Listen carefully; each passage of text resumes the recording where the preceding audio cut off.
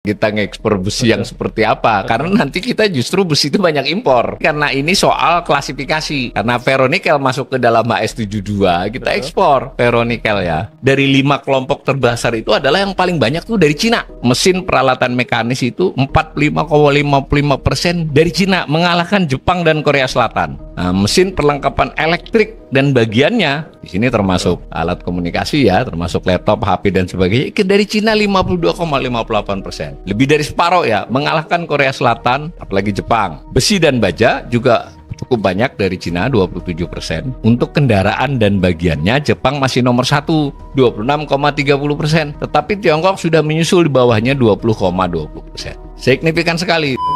Banyak yang mengira kita impor buah itu paling banyak dari kayaknya Amerika ya, karena kita masuk ke supermarket, atau Australia karena kita melihatnya itu apel gitu ya, mungkin ya, pir. Tapi sebenarnya menurut data, impor buah-buahan terbanyak kita itu adalah dari Cina. 63,60% impor buah kita itu dari Cina.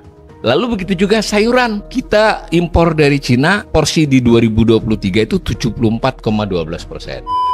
Jadi selama tahun 2020 sampai 2023, 4 tahun, dan berlanjut di 2024 yang berjalan ini 5 tahun, kita surplus secara total perdagangan. Ekspor kita melampaui impor barang kita. Tetapi jika khusus Cina, itu terjadi fluktuasi dan punya kecenderungan kita lebih sering defisit. Dan sekarang defisitnya lebih besar dari sebelum-sebelumnya.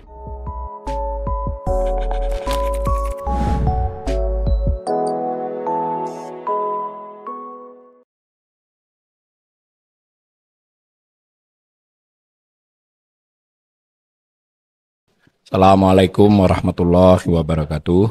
Kali ini kami dari Bright Institute itu akan membahas soal hubungan ekonomi antara Indonesia dengan Cina.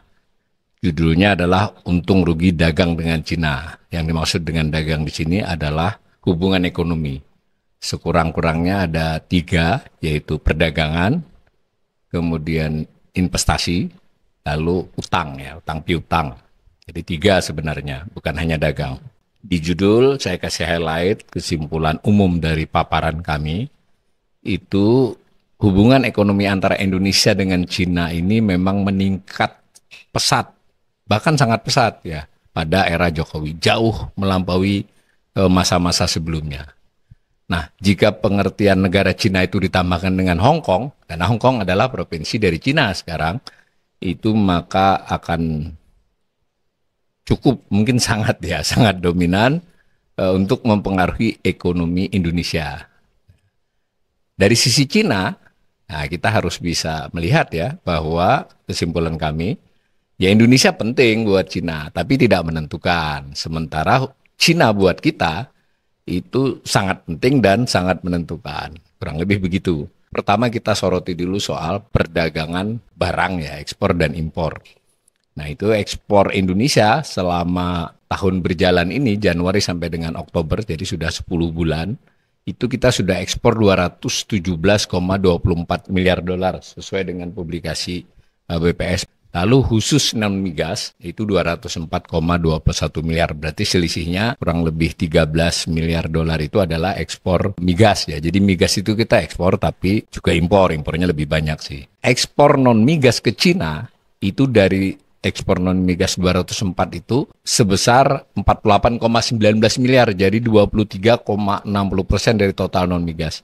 Info tentang ekspor keseluruhannya tidak ada ya, belum disajikan. Tetapi kita ekspor impor migas itu kecil, jadi selisihnya sedikit. Berdasarkan kawasan saja, itu Cina ini paling gede ya, 48,19 miliar ekspor. Turun sih dibandingkan periode yang sama di tahun lalu. Tetapi dibandingkan dengan Amerika Serikat, India, bahkan ASEAN berarti terdiri dari beberapa negara, lalu Uni Eropa, sekian banyak negara, nah, itu tetap Cina paling gede. Nah, sedangkan dari sisi impor, itu impor Indonesia 192,81 miliar ya, di periode Januari sampai Oktober. Jadi kita masih mengalami surplus perdagangan. Nah, impor non-migas itu 162,40, jadi selisihnya adalah 30 miliar. Nah, impor non-migas dari Cina itu 57,81 miliar, 35,60% dari total. Tadi ekspor 23,60, tapi kalau impor 35,60. Jadi bisa terbayang ya. Nah, kemudian kalau kita lihat di gambar yang disajikan oleh BPS ini, Tiongkok ini melampaui Jepang, Singapura, ASEAN keseluruhan, Uni Eropa keseluruhan, dan sisa negara lainnya. Jadi ya memang porsinya terbesar ya, Cina. Di publikasi resmi pemerintah, baik itu BPS maupun data Bank Indonesia, disebut Tiongkok sekarang, karena itu ada perintahnya begitu. Sudah sekarang Tiongkok, tapi saya kira tidak ada masalah kita menyebut Tiongkok atau Cina, ini Cina lah intinya. Nah, secara kumulatif ekspor impor tadi itu Indonesia memang masih mencatatkan rekor yang bagus ya. Masih surplus 24,43 miliar selama 10 bulan ini. Tetapi harus dicatat juga surplus ini menurun dibandingkan surplus periode yang sama tahun lalu. Secara total ekspor dan impor barang. Tetapi khusus dengan Cina kita defisit. Jadi kita banyak impor daripada ekspor ke Cina untuk periode 10 bulan ini. Dari gambar itu kita melihat bahwa Cina merupakan negara yang hubungan dagang ekspor impornya dengan Indonesia mencatatkan defisit paling lebar. Penyumbang defisit terbesar dari defisit 9,62 miliar itu adalah mesin dan peralatan mekanik serta bagiannya. Mesin dan peralatan mekanis serta bagiannya. Itu pengertian kalau membagi barang menjadi HS 2 digit ya, Harmonic System 2 digit. Nanti kalau yang lebih detail ada Harmonic System 8 digit. Lalu kita juga memiliki defisit dalam hal mesin dan perlengkapan elektrik serta bagiannya. Itu kan HS 2 digit ya, jadi kalau ada HP apa segala masuk dalam HS ini. Lalu plastik dan barang dari plastik. Bagaimana kalau kita lihat dalam kurun waktu yang lebih panjang? Dari 2014 sampai dengan 2023 datanya adalah ekspor impor seluruh barang. Khusus yang 2024 adalah ekspor non migas. Tapi saya ulangi, dalam konteks perdagangan dengan Cina ini yang migasnya kecil banget, sekitar 2,5% saja. Jadi bisa dipakai itu data ekspor non migas. Sayangnya di laman BPS data-data impor dari Cina ini tahun-tahun yang lampau tidak tersedia ya, kecuali kita nanti mengolah.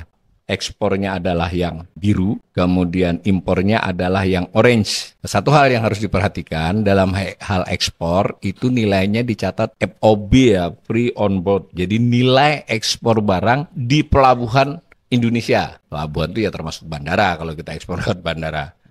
Nah kalau impornya itu adalah CIF, ada cost, insurance, and freight kan. Jadi harga sampai ke Indonesia.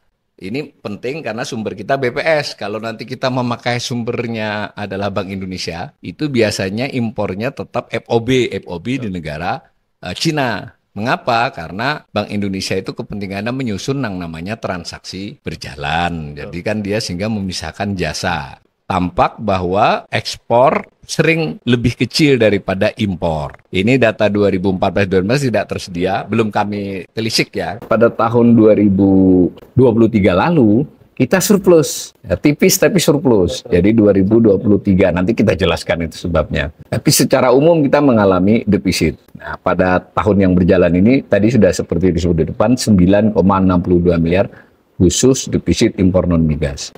Nah, kalau kita lihat, secara keseluruhan, memang pangsa ekspor ke Cina ini tahun 2023, 2024 kan tadi baru 10 bulan ya, itu memang bergeraknya sudah di 25%-an, kemarin 25,66. Di tahun sebelumnya khusus ekspor non migas 25,66. Tadi kita melihat juga angka di 24,60. Jadi ekspor Indonesia ke Cina itu ya sudah di beberapa tahun terakhir ya porsinya 25%. Seperempat dari ekspor Indonesia nilainya itu adalah ke Cina. Jadi ini penting juga buat kita ketahui, kita nggak semata-mata impor dari Cina ya, kita juga ekspor. Bahkan kalau diurut antar beberapa negara tujuan ekspor, Cina ini nomor 1, jadi kita ekspor terbanyak itu ke Cina, bahkan mengalahkan Amerika Serikat di urutan kedua. Di masa-masa yang lampau sekali ya kita paling banyak ke Amerika, ada Singapura juga, Singapura berkurang sekarang, ada Jepang juga. Nah, sekarang yang nomor 1 Cina. Di tahun 2023 berdasarkan HS 2 digit, saya ulangi ya, HS itu cara mengelompokkan kan barang yang diekspor itu kan macam-macam tuh.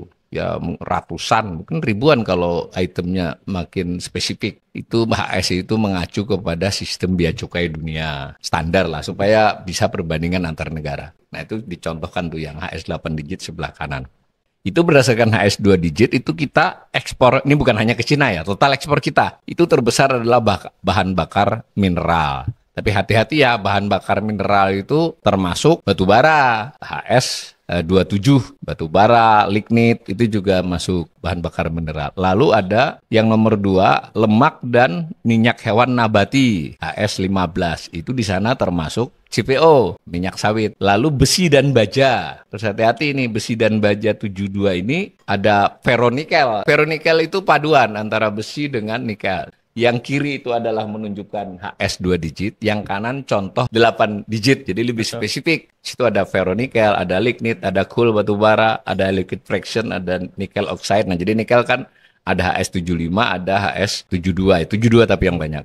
Di HS 2 digit, besi dan baja itu 26% saja nomor 3 gitu ya. Ya. Tapi kalau kita lihat di HS 8 digit, artinya lebih spesifik. Ya. Dari 26% tersebut, 23%-nya adalah ferronikel. Bagus semuanya. Ini, Mak. Ini highlight-nya dari Mas Andre ini penting ya. Jadi besi dan baja itu jangan kita bayangkan kita ngekspor besi yang seperti apa. Karena nanti kita justru besi itu banyak impor. Karena ini soal klasifikasi. Karena ferronikel masuk ke dalam HS72, kita ekspor ferronikel ya. Nah, yang menarik adalah informasi dari BPS di bawahnya itu. Di masing-masing HS itu, di 3 macamnya itu Tiongkok yang terbesar. Misalnya bahan bakar mineral, coal, batu bara itu kan 5,92% sendiri. Itu Tiongkok hampir 30%-nya ke Tiongkok batu bara itu. Bukan hanya batu bara ya, bahan bakar mineral, tapi utamanya batu bara di situ. Lalu ke Tiongkok juga yang paling banyak ketika lemak dan minyak hewani tadi ya, sawit tadi mencapai 21%. Kemudian besi dan baja berarti ferronikel. Nah, ini menarik ini. Ini paling gede ya, hampir 68, bukan hampir 68,67%. Jadi kita sudah mulai bisa membayangkan apa yang kita ekspor ke Cina kan dari itu, dan pada masing-masing item itu Cina terpenting ya, kecuali di HS yang 2 biji itu Cina nggak kelihatan, tapi ada Hongkongnya itu, mesin dan perlengkapan elektrik itu, lainnya nggak.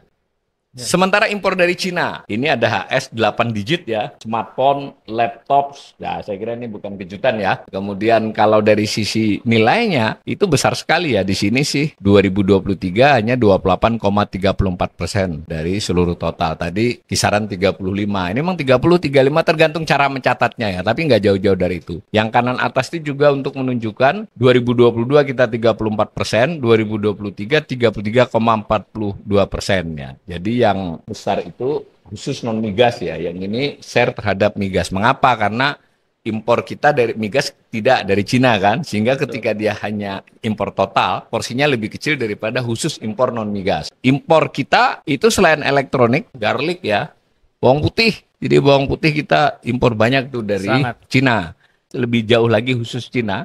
4 diantaranya, 3 dari 5 kelompok terbesar itu adalah yang paling banyak tuh dari Cina. Mesin peralatan mekanis itu 45,55% dari Cina, mengalahkan Jepang dan Korea Selatan. Nah, mesin perlengkapan elektrik dan bagiannya, di sini termasuk alat komunikasi ya, termasuk laptop, HP dan sebagainya, dari Cina 52,58%. Lebih dari separuh ya, mengalahkan Korea Selatan, apalagi Jepang. Besi dan baja juga cukup banyak dari Cina, 27%. Untuk kendaraan dan bagiannya, Jepang masih nomor 1, 26,30%. Tetapi Tiongkok sudah menyusul di bawahnya 20,20%. Signifikan sekali. Nah, ini sebenarnya menarik kalau kita tarik ke belakang ya, bertahun-tahun, bahwa terjadi perkembangan nilai impor beberapa produk ini. Hanya kita sudah mulai menangkap nih, kita ekspornya batu bara, sawit, ferronikel. Yang utama kan itu. Betul. Nah, sementara kita impor ini lebih beragam. Banyak yang merupakan produk industri beneran ini, industri beneran. Ya, semua industri beneran ya. Cuman maksudnya kalau ketika industri hanya ngolah nikel sedikit, ya diekspor itu kan ya industri-industrian kalau buat saya. Tetapi logam dasar. Ya, logam dasar, industri logam dasar. Nah, ini impor kita dari Cina itu banyak. Bahkan saya ingin menambahkan, yang bagian ini belum sempat terkirim ke jurnalis, yang sudah dikirimi ya, ini tadi baru saya tambahin. Itu kita buah-buahan. Banyak yang mengira kita impor buah itu paling banyak dari, mungkin ya, perasaan ini common sense itu, kayaknya Amerika ya, karena kita masuk ke supermarket, atau Australia karena kita melihatnya itu apel gitu ya, mungkin ya, pir. Tapi sebenarnya menurut data, impor buah-buahan terbanyak kita itu adalah dari Cina. 63,60% impor buah kita itu dari Cina. Lalu begitu juga sayuran. Jadi sayur-sayuran berarti termasuk bawang putih tadi di sini. Itu kita impor dari Cina, porsi di 2023 itu 74,12%. Lalu Betul saja bahwa kita sampai saat ini, jadi selama tahun 2020 sampai 2023, 4 tahun dan berlanjut di 2024 yang berjalan ini 5 tahun kita surplus secara total perdagangan. Ekspor kita melampaui impor barang kita. Tetapi jika khusus Cina itu terjadi fluktuasi dan punya kecenderungan kita lebih sering defisit. Dan sekarang defisitnya lebih besar dari sebelum-sebelumnya. Mengapa demikian? Ekspor ini kita bisa surplus. Memang karena ini nilai bukan volume. Nah, terbantu oleh harga ferronikel, logam dasar, bahkan ada emas tadi tidak terlihat. Harga emas, lalu sawit, batu bara, nah, itu yang merupakan nilainya sedang bagus di selama 4 tahun 5 tahun terakhir ini ya, meskipun sekarang agak melandai tapi tetap tinggi sehingga dia mendorong nilai ekspor. Sementara impor kita kan ya seperti itulah, sehingga kedepannya kita belum tahu ini apakah kita bisa mempertahankan surplus perdagangan secara nilai, mengingat kita bergantung pada harga komoditas. Betul.